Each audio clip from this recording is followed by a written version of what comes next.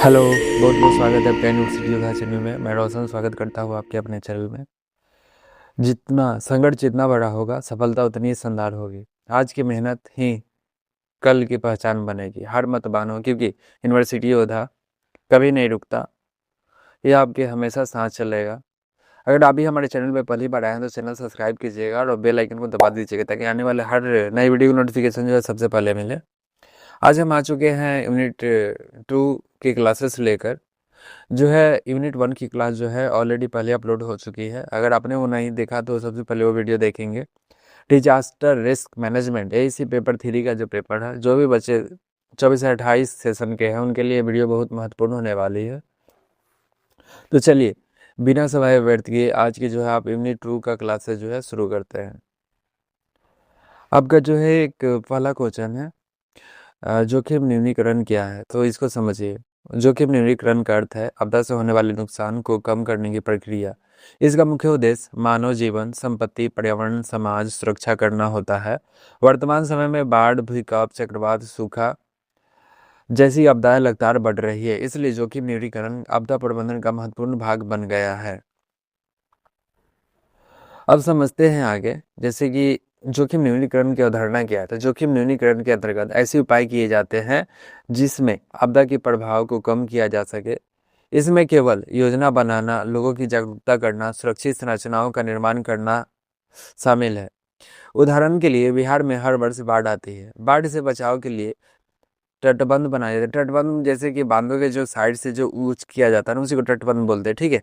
ऊंचे स्थानों को राहत शिविर बनाना तथा लोगों को सुरक्षित स्थानों पर भेजना जोखिम न्यूनीकरण का उपाय है। जैसे कि बाढ़ आने से पहले जो है ना, लोगों को सूचित किया जाता है कि बाढ़ आने वाला है, तो लोग जो है सचेत हो जाते हैं और जो है जो भी आसपास का जो भी इलाका, समुद्री इलाका होता है, उसको छोड़कर किसी ऊंचे स्थान पे चल जाता है। ठीक है। चलिए आगे समझिए। अब हम समझते हैं जोखिम न्यूनीकरण का प्रकार समझिए। तो इसका जो है 2 प्रकार है। अब जो है चार्ट बनाकर इसको बताएंगे। ठीक है। इसका जो है 2 प्रकार है। एक प्रकार आपका ए हो गया, जोखिम न्यूनीकरण का कौन हो गया, एक प्रकार ए हो गया। ठीक है। दूसरा प्रकार आपका ए हो गया। ठीक है। अब हम पहला प्रकार समझेंगे। इसमें जो है संरचनात्मक, जैसे कि इसमें केवल बांध, पुल, तटबंध निर्माण शामिल है। उदाहरण के लिए भूकंप प्रभावित क्षेत्रों में भूकंप रोधी भवन बनाना है। दूसरा है गैर संरचनात्मक उपाय। इसमें जागरूकता, परीक्षण, कानून, शिक्षा और शामिल है। उदाहरण के लिए स्कूल में मॉक ड्रिल कराना। ठीक है। इसका 2 प्रकार है।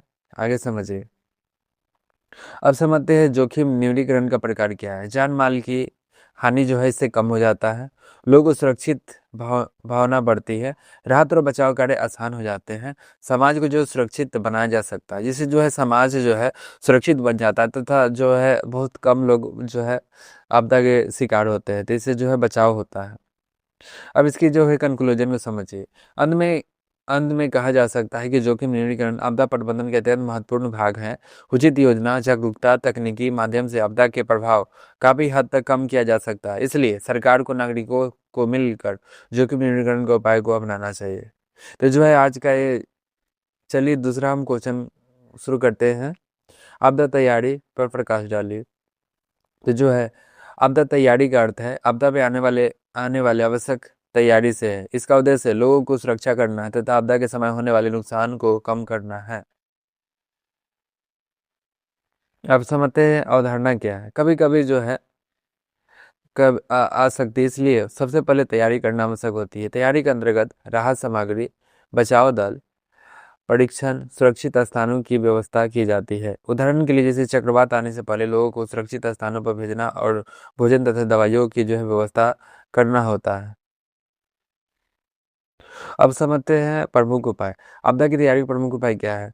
जन जागरूकता अभियान, मॉक ड्रिल और परीक्षण, प्राथमिक उपचार की व्यवस्था, राहत सामग्री और पूर्व चेतावनी प्रणाली का उपयोग जो है इसमें किया जाता है।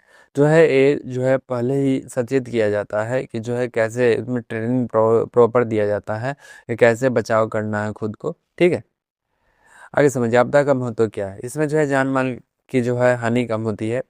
बचाव कार्य तेजी से होता है। लोगों को आत्मविश्वास बढ़ता है। आपदा के समय घबराहट जो है कम होता है। अब कंक्लूजन समझिए। अंत में कहा जा सकता है कि आपदा की तैयारी मानव जीवन सुरक्षा के लिए अत्यंत आवश्यक है। यदि समाज पहले ही तैयार है तो आपदा प्रभाव में काफी हद तक मदद किया जा सकता है। इससे जो है हम जो है बहुत भारी नुकसान को बचा सकते हैं और लोगों को सचेत कर सकते हैं, जागरूक कर सकते हैं कि कैसे अपने खुद को बचाव करना है, जिससे हम बहुत बड़े बड़े महामारी को हम झेल लेंगे। ठीक है, आगे समझिए। अब आपका तीसरा क्वेश्चन है, पूर्व चेतावनी प्रणाली, अर्ली वार्निंग सिस्टम क्या है? बीबीआई क्वेश्चन है, इसको ध्यान से देखिएगा। पूर्व चेतावनी प्रणाली ऐसी व्यवस्था है जिसके माध्यम से संभावित आपदा की सूचना से पहले ही पहुंचाई जाती है। इसका उद्देश्य लोगों के समय रहते सुरक्षित करना है। पूर्व चेतावनी प्रणाली की अवधारणा, इस प्रणाली में मौसम विभाग, उपग्रह, रडार, मोबाइल संदेश, टीवी, रेडियो उपयोग किया जाता है। यह प्रणाली बाढ़, चक्रवात, सुनामी, भारी वर्षा जैसी आपदाओं में भी बहुत उपयोगी होता है। ठीक है, आगे समझिए। उदाहरण के लिए हम बात किया जाए, उड़ीसा में चक्रवात आने से पहले सरकार के लोगों को चेतावनी देकर सुरक्षित स्थानों पर भेज देती है, जिससे पूरा चेतावनी प्रणाली का लाभ लोगों की तैयारी के लिए समय मिल जाता है। जान माल की हानि जो कम होती है, राहत प्रणाली आसानी से लोगों की जागरूकता जो है बहुत ज़्यादा बढ़ता है। ठीक है, आगे समझिए। पूर्व चेतावनी का महत्व क्या है? आज के समय में आधुनिक तकनीकी के कारण आपदाओं की जानकारी पहले ही मिल जाती है।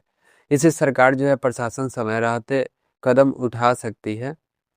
अंत में कहा जा सकता है कि पूर्व चेतावनी प्रणाली मानव जीवन की सुरक्षा अत्यंत आवश्यक तकनीकी विकास या प्रणाली अत्यधिक ही प्रभावशाली मानी जाती है, जिससे जो है बहुत सारे जो है आपदाओं से बच सकते हैं, जिससे सरकार को जो है उचित कदम उठाने में भी अवसर उनको मिलता है। जिससे जो है सही समय पर हम सही डिसीजन लेते हैं, जिससे जो है लाखों लोगों की जो है जान बच जाती है। अब समझिए, आपदा प्रबंधन में आईटी और इंजीनियरिंग भूमिका बताइए। तो आपदा प्रबंधन में सूचना प्रौद्योगिकी, आईटी, इंजीनियरिंग की भूमिका अत्यंत महत्वपूर्ण होती है। आधुनिक तकनीकी सहायता से आपदाओं में जानकारी प्राप्त करना, राहत कार्य करना आसान हो गया है। आईटी की सुरक्षा, आईटी के अंतर्गत कंप्यूटर, इंटरनेट, जीआईएस, जीपीएस, उपग्रह तकनीकी का उपयोग किया जाता है। मौसम विभाग इन तकनीकी की सहायता से चक्रवात, बाढ़ की जानकारी पहले से ही प्राप्त कर लेते हैं। उनको जो है पहले से पता चल जाता है कि जो है चक्रवात और बाढ़ आने वाला है। आगे समझिए। और भूमिका क्या है? इंजीनियरिंग भवन, पुल, सड़क, बांध निर्माण महत्वपूर्ण भूमिका निभाते हैं। उदाहरण के लिए भूकंप प्रभावित क्षेत्रों में भूकंप रोधी भवन बनाते हैं, जैसे कि वहाँ जो है बहुत सारे जो इसका फाउंडेशन होता है ना, फाउंडेशन को स्ट्रॉन्ग किया जाता है ताकि जो है पानी आए या चक्रवात आए या भूकंप आए तो उससे कुछ प्रभाव ज़्यादा नहीं पड़ेगा। आपदा में बाढ़, जैसे कि सड़क, बिजली, पानी की व्यवस्था जो है स्थापित करने का कार्य जो है इंजीनियरिंग जो है उसमें करते हैं। अब महत्व, राहत कार्य तेज होता है, जान माल की हानि कम होती है, सुरक्षित संरचनाओं का निर्माण होता है, संचार व्यवस्था को मजबूत किया जाता है। ठीक है, तो उसमें संचार व्यवस्था जो है बहुत ज़्यादा मजबूत होता है। अब कंक्लूजन समझिए। अंत में कहा जा सकता है कि आईटी इंजीनियरिंग आपदा प्रबंधन के सभी चरणों का महत्वपूर्ण भूमिका निभाते हैं। इससे सहयोग की आपदा प्रभाव को कम किया जा सकता है, इससे समाज जो है अधिक सुरक्षित बनाया जा सकता है। ठीक है, आगे हम समझते हैं जोखिम क्या है। अब आपका जो है ऑब्जेक्टिव क्वेश्चन आ गया, तो जोखिम क्या है? जोखिम जो है संभावित हानि, नुकसान नुकसान पहुंचाना। आपदा जोखिम न्यूनीकरण का उद्देश्य क्या है? तो आपदा आपदा से होने वाले नुकसान को जो है कम करना है। ठीक है, अब समझिए दूसरा क्वेश्चन। इसमें पूर्व चेतावनी प्रणाली का उपयोग किस लिए किया जाता है? आपदा से पहले सूचना देने के लिए पूर्व चेतावनी प्रणाली का जो उपयोग किया जाता है। जोखिम विश्लेषण क्या है? संभावित खतरे का नुकसान का जो है अध्ययन है। ठीक है, आगे समझिए। जोखिम न्यूनीकरण क्या है? तो आपदा के प्रभाव को कम करने की प्रक्रिया। आईटी का पूरा नाम क्या है? तो आईटी का अगर फुल फॉर्म पूछे तो इंफॉर्मेशन टेक्नोलॉजी होता है, जिसका हिंदी होता है सूचना प्रौद्योगिकी। ठीक है, अब आपदा प्रबंधन में आईटी का उपयोग किस लिए किया जाता है? तो सूचना, संचार और चेतावनी देने के लिए इनका उपयोग किया जाता है। आपदा के समय सबसे महत्वपूर्ण प्राथमिक कार्य क्या होता है? तो लोगों की जान जान को बचाना। सबसे पहले यहाँ लोगों की जान बचाया जाता है। इंजीनियरिंग में भूमिका आपदा प्रबंधन क्यों महत्वपूर्ण मानी जाती है? क्योंकि सुरक्षित भवन और संचार निर्माण जो है कराना इसमें आवश्यक होता है। तो आज का जो हम सेशन यहीं तक रखते हैं, फिर हम आएंगे यूनिट 3 की क्लास लेकर नेक्स्ट वीडियो में। तो आपको ये वीडियो कैसा लगा तो आप चैनल सब्सक्राइब जरूर कीजिएगा, और आने वाले हर वीडियो का नोटिफिकेशन जो है सबसे पहले मिले। और कमेंट बॉक्स में आप जरूर बताइएगा आप कौन से सेशन के स्टूडेंट है और किस यूनिवर्सिटी में अपनी पढ़ाई करते हैं। बहुत बहुत धन्यवाद आपका ये वीडियो देखने के लिए। आज का सेशन हम यहीं तक रखते हैं।